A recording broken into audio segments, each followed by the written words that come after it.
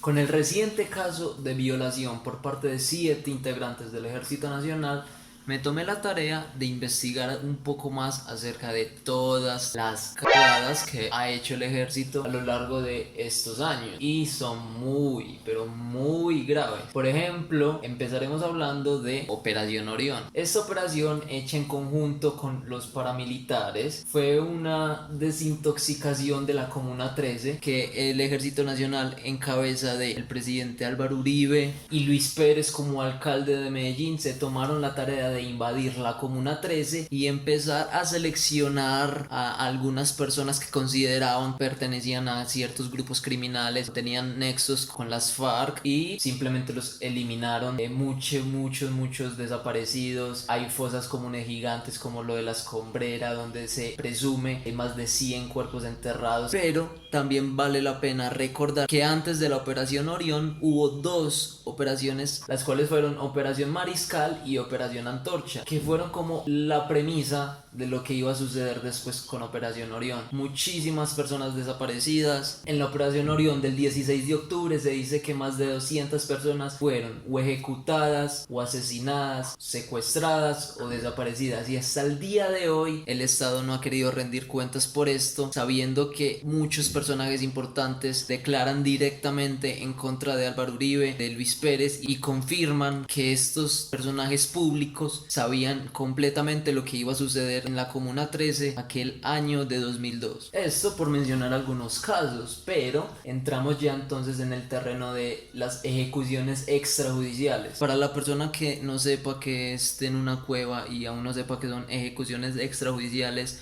o falsos positivos, como se conoce aquí en Colombia, son unos crímenes de estado hechos por el ejército colombiano, en donde simplemente tomaban a personas civiles, las asesinaban y las hacían pasar por guerrilleros. ¿Esto para qué? Para aumentar las bajas positivas en combate y así crear mayor expectativa y mayor repercusión positiva ante los medios, dando pruebas de que estaban combatiendo contra la guerrilla de una manera efectiva. Es el caso, por ejemplo, de Dimar Torres, Flower Trompeta, Julián de Chocó. De 2002 a 2010, que fue el gobierno de Álvaro Uribe, se perpetuaron más de 4.000 asesinatos o desapariciones de falsos positivos. Y para hacer una comparación, en la dictadura de Pinochet de Chile hubo 3.500 personas desaparecidas o asesinadas, y en la democracia de Colombia de Uribe la cifra aumenta a más de 4.000. También en el caso de Hidroituango, la JEP le solicitó a EPM dar información completa acerca de todos los municipios aledaños en donde suponía que tenían cuerpos de gente desaparecida por el Ejército Nacional. Más de 667 desaparecidos están en estos municipios. EPM ha entregado los documentos oficiales acerca de todas estas personas que fueron asesinadas por el Ejército Nacional. También en el Ejército Nacional de Colombia hay muchísimos casos de corrupción, de abuso sexual, de chuzadas. Es el caso que sacó hace poco la revista Semana, que hablaba de más de 130 personas chuzadas, los cuales eran o periodistas o políticos de izquierda o personajes que simplemente pudieran atentar contra el gobierno de Iván Duque. ¿Y por qué es grave esto? Que a ver, es que es el Ejército Nacional, estamos en una democracia y se supone que en una democracia todo el mundo es libre de opinar y hacer lo que quiera siempre y cuando no vaya en contra de la Constitución colombiana. Entonces no tiene sentido que unos militares elijan chuzar, elijan espiar a otras personas simplemente por tener ideales un poco diferentes al gobierno de turno. La renuncia de Nicasio Martínez, que generó muchísimas dudas y que él argumentó que era por razones familiares. Por ejemplo, esta razón familiar. Por ejemplo, esta otra razón familiar. Y por si quedan dudas, esta otra razón familiar. Él quería compartir tiempo con su familia, quería estar con sus hijos, pero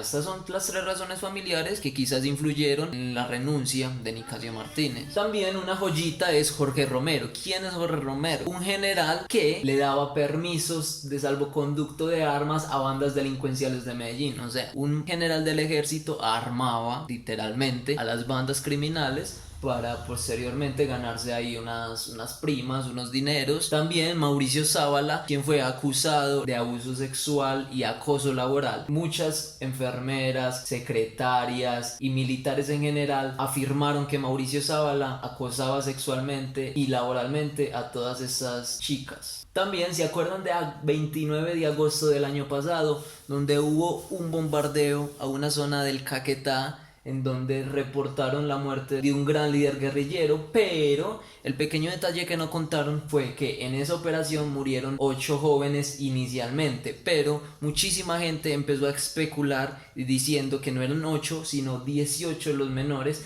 que habían fallecido en este bombardeo. Inmediatamente todo el mundo salió a desmentir esto, diciendo que el Estado no tenía conocimiento, pero sin embargo eran bajas lícitas debido a que estaban reclutados por este grupo guerrillero. Y también dicen que no es la primera vez. Hay que recordar a Patricia Sardo cuando bajo el mandato de Juan Manuel Santos se mandó a hacer un bombardeo en San Juan del Litoral, en Chocó. También Nena Quiro y Noelia Chichiliano fueron víctimas de bombardeos por parte del Ejército Nacional. Según el Centro de Memoria Histórica, desde 1960 se han reclutado a más de 16.000 niños para estos grupos. Y ahora lo más grave y lo más sonado en la última semana es la violación a la niña de 12 años en Vera Chamí, en Pueblo Rico, Risaralda. 7 militares abusaron sexualmente de una niña de 12 años. Como si esto no fuera demasiado grave por sí solo, el Ejército Nacional se ha encargado de respaldar a estas personas porque las aisló inmediatamente del cargo, pero no fueron a una cárcel normal, sino que fueron resguardados en un batallón. ¿Qué los van a guardar en un batallón si ya no hacen parte del ejército y están cometiendo un crimen castigado por el Estado? ¿Por qué no los mandan a una cárcel donde se supone que las personas que hacen algo indebido es donde pagan su condena? También el juez les brindó un acceso carnal abusivo, como bueno, nos pasamos, abusamos un poquito, pero nada más. Y para concluir, el Ejército Nacional desde tiempos de antaño ha hecho con este país lo que ha querido, ha recibido las órdenes más macabras por parte de los altos mandos, y no estoy achacando solo la culpa al Ejército Nacional, sino que hay que hacer un recambio desde el fondo, empezar a educar a las personas que hacen parte de esa institución, compartan a otras personas que no sepan lo que ha hecho el Ejército Nacional en Colombia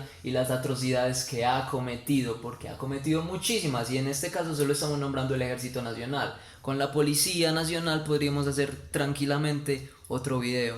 Entonces suscríbanse y compartan este video para que más personas se enteren.